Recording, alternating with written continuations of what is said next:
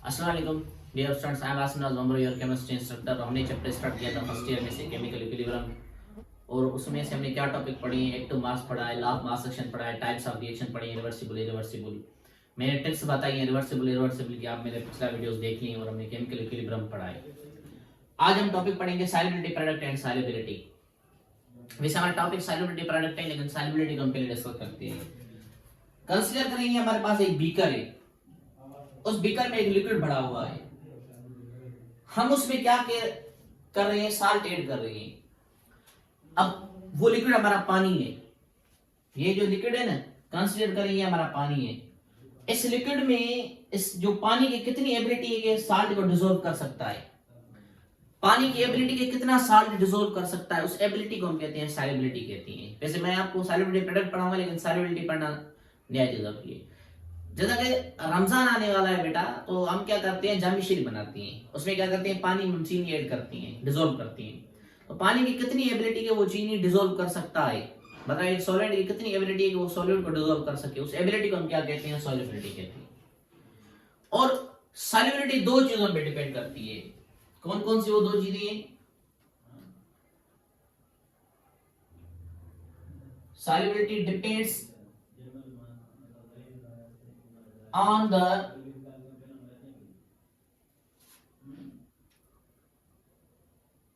lattice energy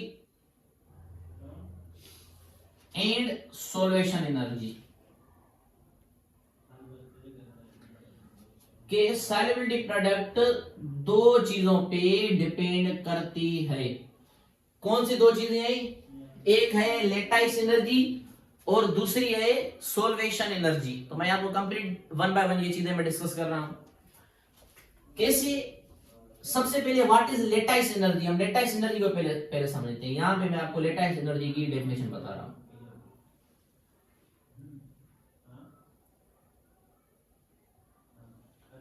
ठीक है बेटा, लेटाइस एनर्जी की डेफिनेशन क्या है भाई, कि भाई एनर्जी,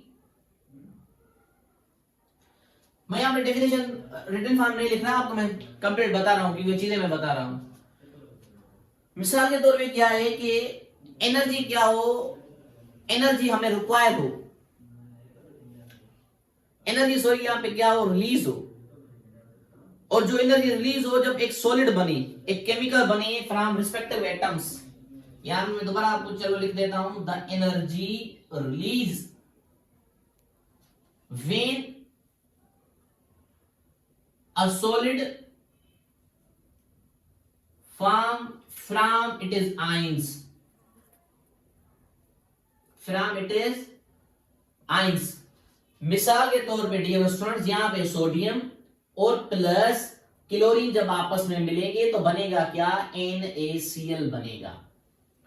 और हमें पता है कि NaCl क्या होता है, सॉलिड होता है। और ये जो सॉलिड बना ये किसमें से बना, अपनी आयंस में से बना। तो यहां पे जो एनर्जी रिलीज होगी हम उसे क्या कहते हैं, लेटाइस एनर्जी कहते हैं। इस एनर्जी को हम क्या कहते हैं, लेटाइस एनर्जी कहते हैं। और सॉल्यूशन एनर्जी क्या है, the energy which overcome when anything dissolve in solvent, हम उसे क्या कहते हैं, सॉल्वेशन एनर्जी कहते हैं। ठीक है भाई, तो थोड़ी थोड़ी सी शॉर्ट ट्रिप से मैं आपको वो बताऊंगा सॉल्युबिलिटी के बारे में। अब कुछ चीजें जो याद रखना इंतहाई जरूरी है आप लोगों के लिए, वो हम डिस्कस कर देते हैं कि कौन सी चीजें ज्यादा है। हमें फैक्टर्स हैं कुछ कि जब आपकी सॉल्यूशन एनर्जी आपकी क्या होगी, ज्यादा होगी लेटाइस एनर्जी से। एक तो फैक्टर ये है, दूसरा फैक्टर ये है कि जब आपकी लेटाइस एनर्जी ग्रेटर होगी किससे, सॉल्वेशन से।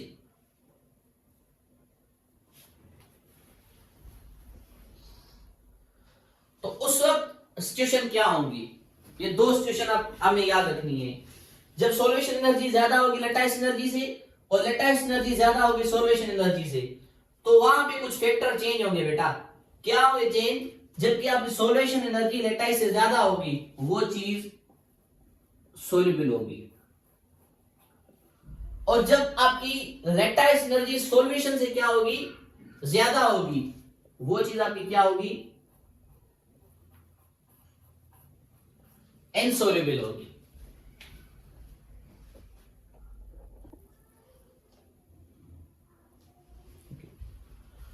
जब सॉल्यूशन एनर्जी ज्यादा होगी लेटाइस से, वो चीज सोल्यूबल होगी, और जब लेटाइस आपकी ज्यादा होगी सॉल्यूशन से, वो चीज इनसॉल्युबल होगी।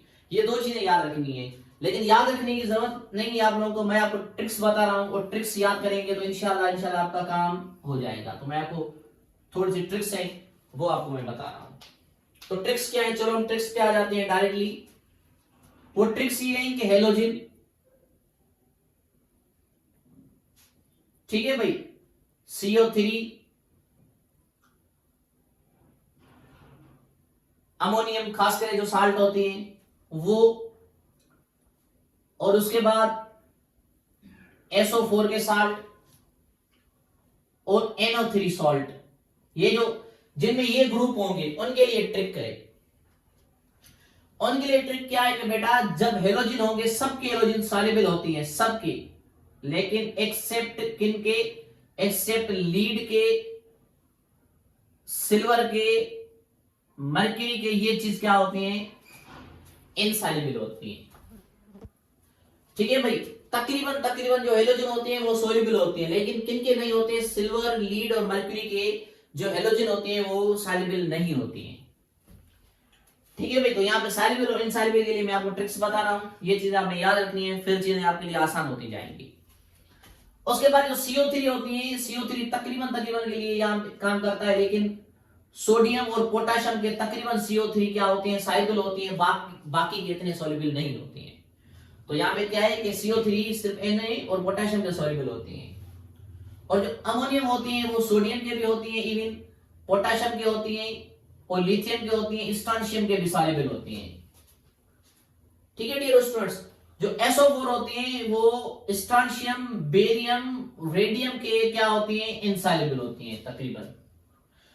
उसके बाद NO3 तकरीबन तकरीबन सॉल्युबल होती हैं, जितने भी NO3 पाए जाते हैं इस नेचर में तकरीबन सॉल्युबल होती हैं। तो ये कुछ ट्रिक्स आपने याद रखनी है कि हेलोजन किन के इनसॉल्युबल होती हैं, हेलोजन सबके सॉल्युबल होती हैं एक्सेप्ट सिल्वर, लीड, मर्क्यूरी के, CO3 तकरीबन क्या होती है, इनसॉल्युबल होती हैं, सवाए सोडियम और पोटेशियम, कुछ और भी हो सकती हैं, लेकिन ये जो मैंने यहाँ पे ये जो डिजाइन किया है अकॉर्डिंग टू आवर कोर्स, हमने ये डिजाइन किया है अकॉर्डिंग टू आवर कोर्स। ठीक है भाई, और उसके बाद NH4 तकरीबन इनसॉल्युबल होती हैं, लेकिन इनके ज्यादातर सॉल्युबल होती हैं, और कुछ और भी हो सकते हैं, लेकिन हमने अपने कोर्स के मुताबिक ये चीजें बनाई हैं। SO4 के तकरीबन इनके इनसॉल्युबल होते हैं, लेकिन कुछ और भी हो सकते हैं, लेकिन हमारे कोर्स के मुताबिक ये डिजाइन किया गया है। और NO3 क्या होती है, तकरीबन तकरीबन आपके सॉल्युबल होती है। अब ये तो हमें ट्रिक्स पता आ गई कि सॉल्युबिलिटी किन किन की भाई सॉल्युबल होगी, किन की सॉल्युबल नहीं होगी। अब सॉल्युबिलिटी ज्यादातर हम जो पढ़ने वाले हैं वो टॉपिक पढ़ने वाले हैं सॉल्युबिलिटी प्रोडक्ट, उसके लिए हमें साल्ट की डेफिनेशन आनी चाहिए। साल्ट कि भाई साल्ट किसे कहते हैं, what do you mean by salt. तकरीबन साल्ट दो तरह के हम पढ़ेंगे, कौन कौन से मैं डिस्कस कर रहा हूं यहां पे। एक स्पेरिंगली सॉल्युबल सॉल्ट, और दूसरा जो आप लोग पढ़ेंगे वो पढ़ेंगे कंप्लीटली सॉल्युबल, क्योंकि हम सॉल्युबिलिटी प्रोडक्ट पढ़ने से पहले हम थोड़ी बेसिक चीजें कवर करेंगे। ठीक है भाई, तो तकरीबन जो साल्ट होती हैं वो दो तरह की पाई जाती हैं, एक स्पेरिंगली कंप्लीट, दूसरे इनसॉल्युबल भी होती हैं, लेकिन इनसॉल्युबल को हम मर्ज कर रहे हैं स्पेरिंगली में हम मर्ज कर रहे हैं। भाई साल्ट, अब ये सारे साल्ट बनाते हैं, क्योंकि इनके सारे साल्ट होते हैं, मैं ट्रिक्स बता रहा हूं। भाई हेलोजन जब किसी भी मेटल के साथ मिलेगा तो बनता क्या है, वो साल्ट ही बनता है ना, तो वो सारे सॉल्युबल होते हैं, कंप्लीटली सॉल्युबल होते हैं। भाई इनके अलावा वो क्या होंगे, स्पेरिंगली होंगे। भाई CO3 भी क्या है, अमूमन क्या बनाती है, साल्ट बना सकते हैं, लेकिन क्या होंगे, सिर्फ इनके सॉल्युबल होंगे, बाकी क्या होंगे, इनसॉल्युबल होंगे। भाई NH4 भी क्या होंगे, जब इनके साथ मिलेंगे तो कंप्लीटली सॉल्युबल होंगे, बाकी के साथ मिलेंगे तो स्पेरिंगली सॉल्युबल होंगे।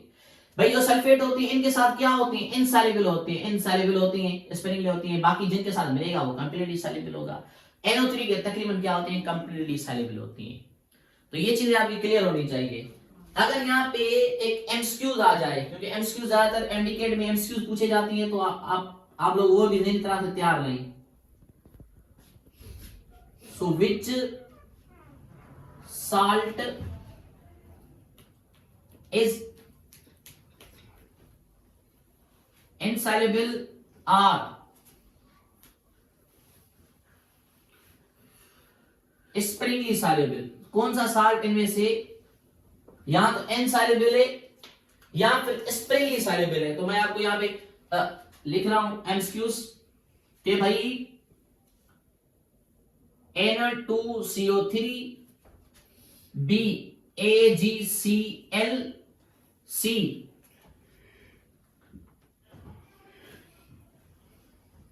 NaNO3, इनमें से कौन सा साल्ट स्प्रिंगली या इनसॉल्युबल है? सबसे पहले भाई कार्बोनेट जब भी इनके साथ मिलेंगे तो क्या होंगे? सॉल्युबल होंगे। तो कार्बोनेट सोडियम के साथ मिला है वो सॉल्युबल होगा, मतलब ए सॉल्युबल है, ना स्प्रिंगली है ना इनसॉल्युबल है।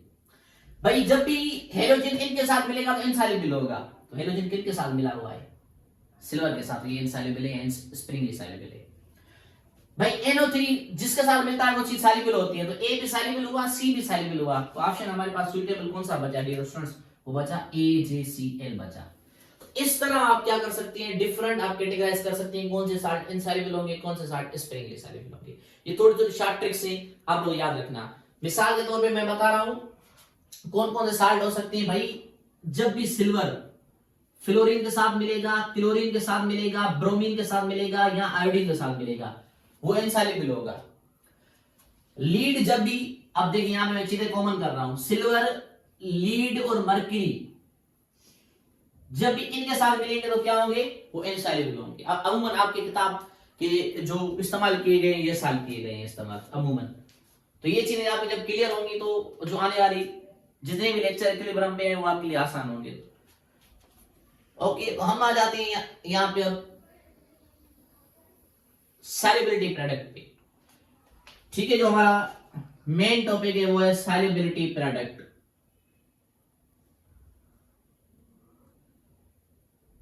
Solubility product, okay, it totally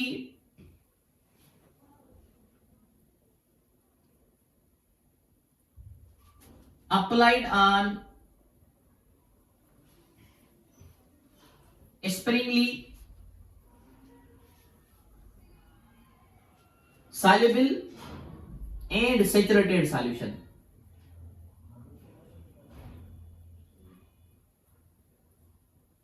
अब यहां पे एक चीज याद रखनी है भाई कि ये जो सॉल्युबिलिटी प्रोडक्ट होती है ना, एक तो स्प्रिंगली सॉल्युबल के लिए होती है, कंप्लीटली सॉल्युबल के नहीं होती। मिसाल के तौर पे यहां पे मैं आपसे लिखूं भाई कि भाई NaNO3 या AgCl, इनमें से किसके ऊपर ये सॉल्युबिलिटी प्रोडक्ट लगेगा? ठीक है भाई, किन के ऊपर ये लगेगा?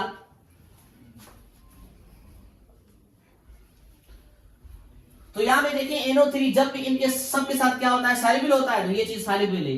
भाई क्लोरीन, हेलोजन जब भी इनके साथ मिलेगा तो स्प्रिंगली सॉल्युबल होगा। इसका मतलब क्या है कि सॉल्युबिलिटी प्रोडक्ट इसकी नहीं होगी, इसकी होगी।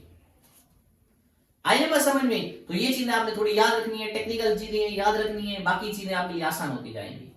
तो मिसाल के लिए हम क्या करेंगे भाई, ये हमारा स्प्रिंगली सॉल्युबल साल्ट है, यहां पे हम रखेंगे AgCl। अब उसका क्या होगा? डिसोसिएशन होगा। किसमें टूटेगा भाई? Ag प्लस में क्या होगा? क्लोरीन माइनस होगा। स्प्रिंगली साल्ट की क्या होगी? स्प्रिंगली सॉल्युबल साल्ट की क्या होगी? डिसोसिएशन होगी। तो डिसोसिएशन होगी तो हम डेफिनेशन कैसे निकालेंगे? डेफिनेशन इस तरह लिखाएंगे, the molar product, the molar concentration product of ions with raised power.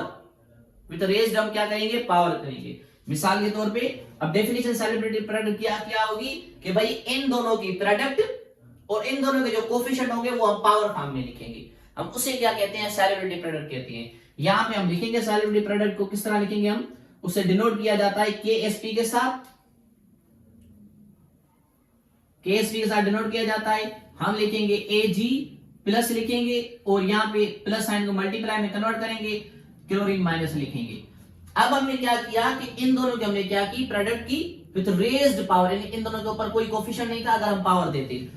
मैं अपना बना के एक लिख रहा हूं कि भाई A3B2 एक साल्टे स्प्रिंगली सॉल्युबल, वो टूट रहा है 3A प्लस 2B में टूट रहा है।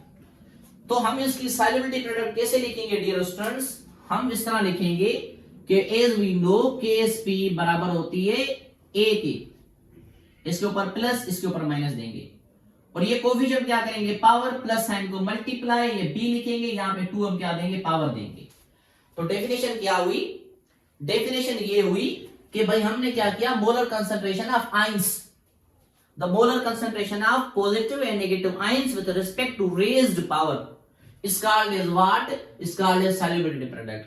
लेकिन शर्त ये कि वो साल्ट क्या होना चाहिए, आपका स्प्रिंगली सॉल्युबल होना चाहिए, दूसरा जो सॉल्यूशन होना चाहिए वो सैचुरेटेड होना चाहिए। आई ना बात समझ में। तो हम डेफिनेशन के ऊपर आ जाती है, डेफिनेशन किस तरह हम लिखेंगे, डेफिनेशन लिखेंगे, डेफिनेशन हम इस तरह लिखेंगे कि भाई मोलर कंसंट्रेशन द प्रोडक्ट, यहां पे हम लिखेंगे product, molar concentration of ions with respect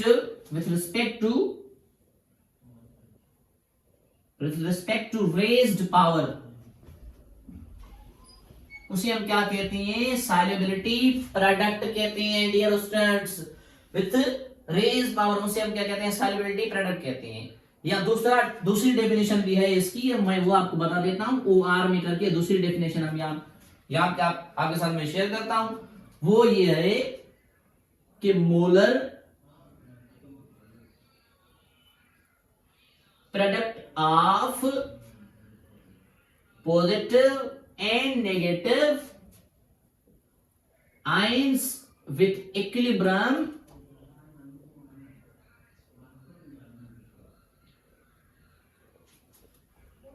is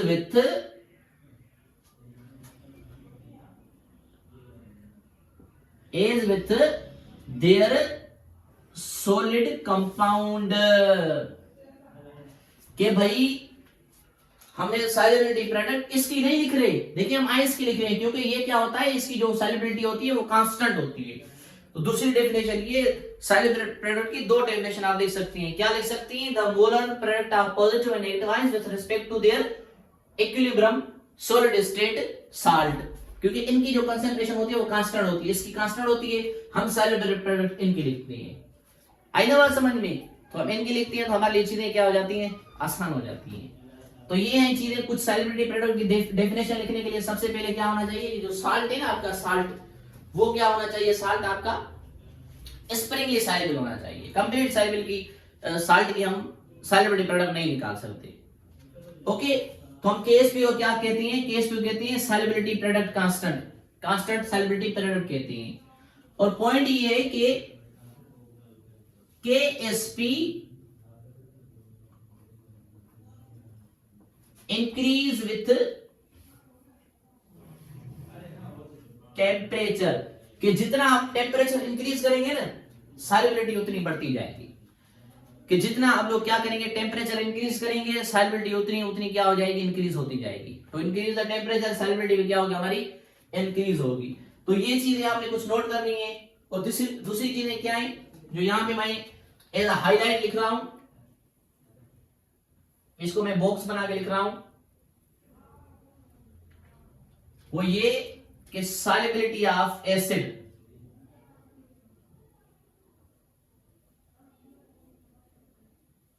ठीक है, inversely proportional to pH, solubility of base directly proportional to pH, कि भाई एसिड की सॉल्युबिलिटी पीएच के साथ इनवर्सली होती है। अगर दो एसिड है, एक की पीएच 2 है, एक की पीएच 6 है, तो जिसकी पीएच कम होगी उसकी सॉल्युबिलिटी ज्यादा होगी। आई ना बात समझ में। तो सॉल्युबिलिटी जो होती है वो pH, solubility of acid pH का इनवर्सली होती है, और सॉल्युबिलिटी ऑफ बेस पीएच के साथ क्या होती है, डायरेक्टली होती है। अगर दो बेस हैं, एक की पीएच 13 है, एक की पीएच 11 है, तो जिनकी पीएच 13 है उसकी सॉल्युबिलिटी क्या होगी, ज्यादा होगी। जिनकी सॉल्युबिलिटी ज्यादा होती है उसकी स्प्रिंग, उसमें हम सॉल्युबिलिटी प्रोडक्ट उसकी नहीं लिखते, क्योंकि सॉल्युबिलिटी प्रोडक्ट हम स्प्रिंगली सॉल्युबल साल्ट की लिखते हैं। अगर हमारे पास दो साल्ट हैं, दो एसिड है, एक की पीएच क्या है, एक की पीएच 2 है, एक की 4 है, तो हम किन के सॉल्युबिलिटी प्रोडक्ट लिख सकते हैं? डेफिनेटली 4 वाले की, क्योंकि वो उसके मुकाबले में थोड़ा सॉल्युबल है। क्योंकि जिनकी पीएच कम होती है एसिड की, वो ज्यादा सॉल्युबल होता है। ये चीज आपने थोड़ी सी हाईलाइट करके याद रखनी है। अब मैं आपको क्या हूं, सॉल्युबिलिटी प्रोडक्ट के थोड़े से हम आपको एमसीक्यूज बताऊंगा, ठीक है? तो आप इसकी स्क्रीनशॉट निकाल लें पहले।